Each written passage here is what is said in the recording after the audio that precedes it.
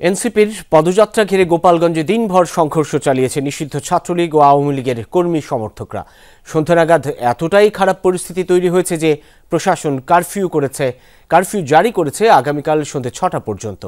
এর আগে পুলিশের সঙ্গে চলে সংঘর্ষ, ধাওয়া পাল্টা ধাওয়া। সেনাবাহিনীর সাথে যোগ দেয় বিজেপি সদস্যরাও। আহত হয়েছেন পুলিশ, সাংবাদিক সহ অনেকে। সেনাবাহিনীর নিরাপত্তায় শেষমেশ গোপালগঞ্জ ছেড়ে যান নাহিদ ইসলাম সহ এনসিপির সিনিয়র নেতারা। সংঘর্ষের ঘটনায় ৩ জনের মৃত্যুর খবর পাওয়া গেছে হাসপাতাল সূত্র থেকে।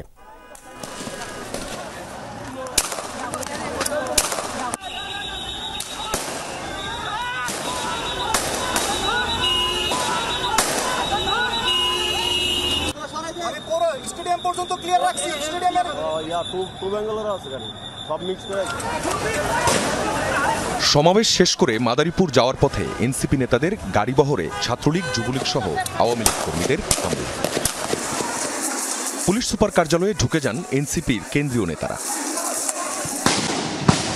ততক্ষণে পুলিশের উপর দফায় দফায় হামলা চালায় আওয়ামী লীগ কর্মীরা। পরিস্থিতি নিয়ন্ত্রণে অ্যাকশনে যায় পুলিশ।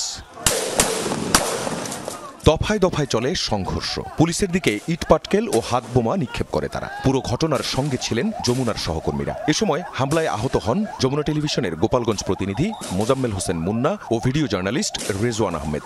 ঘটনাস্থল থেকে সারা দিন বিস্তারিত তথ্য জানান home affairs editor Abdullah Tuhin. সমাবেশে যেখানে হচ্ছিল সমাবেশ, অর্থাৎ পৌর প্রাঙ্গণে যে সমাবেশটা হচ্ছে, সমাবেশের চৌরঙ্গি মোড় থেকে এনসিপি নেতৃবৃন্দ সমাবেশ শেষ করে যখনই সেনা এবং পুলিশ বেষ্টিত হয়ে চলে যাচ্ছিলেন, ঠিক সেই মুহূর্তে গাড়িতে চৌরঙ্গি মোড়ের চারদিক থেকে অতর্কিত হামলা করা হয়েছে এবং সেই হামলাকারীদের আমরা এখনও দেখছি। সেই হামলাকারীরা অতর্কিত হামলা চালানোর ফলে পুলিশ প্রতিরোধ করেছে, প্রথমে টিকতে পারেনি এবং শেষ পর্যন্ত সেনাবাহিনীর সদস্যদের উপর হামলাকারীরা হামলা করেছে। সে হামলা প্রতিরোধ করার জন্য সেনা সদস্যরা পাল্টা প্রতিরোধের চেষ্টা করে অনেকক্ষণ ঠেকে রেখেছিলেন, কিন্তু তারা ঘটনাস্থল ত্যাগ করার পরই পরিস্থিতি আরও খারাপের দিকে যায়। এর আগে গোপালগঞ্জে এনসিপির পদযাত্রার সমাবেশ স্থলে হামলা করে ছাত্রলীগ। এনসিপির স্থানীয় নেতাকর্মীরা বক্তব্য দেওয়ার সময় হঠাৎই জয় বাংলা স্লোগান দিয়ে হামলা চালানো হয়। আওয়ামী লীগের এখন ওই ফেসবুকের মধ্যে বড় বড় কথা বলার কলিজা আছে, তাদের কলিজা নাই, মাঠে এসে কথা বলবে।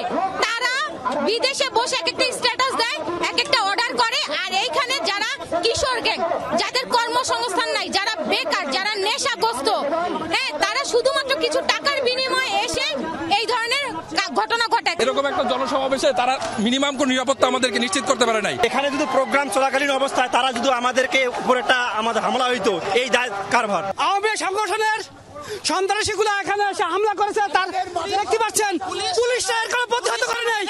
আমাদের উপরে ভম নিক্ষেপ করেছে, আমাদের উপরে ভম নিক্ষেপ করেছে, ওখান থেকে পুলিশ কোনো প্রতিহত করে নাই।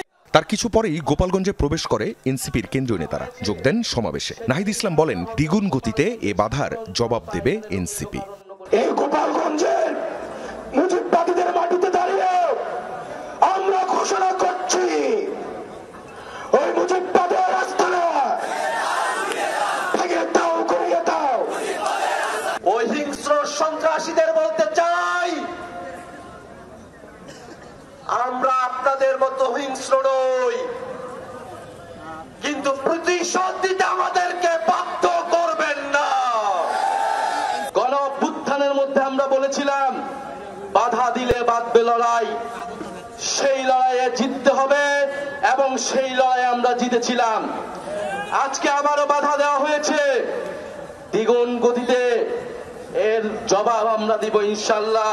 গোপালগঞ্জ থেকে মুজিববাদের কবর রচনার ঘোষণা আর স্লোগান দিতে থাকেন এনসিপি নেতারা।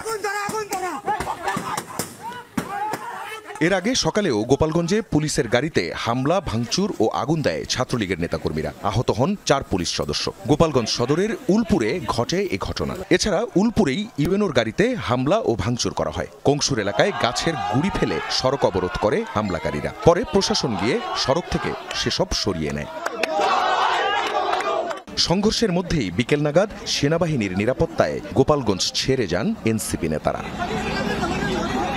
আখলাকুস সাফা, যমুনা নিউজ।